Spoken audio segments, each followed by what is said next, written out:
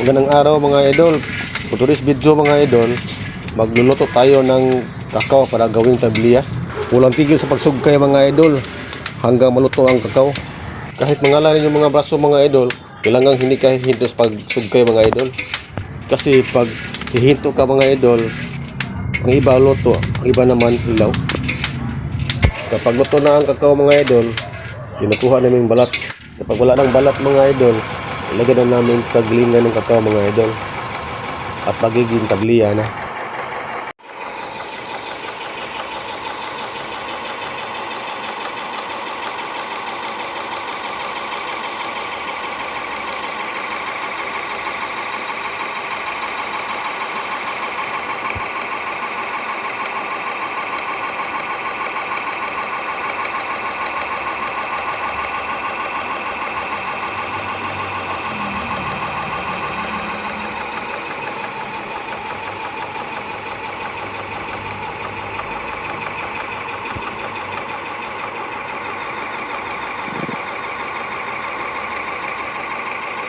Pagkatapos nito mga idol, molding process na.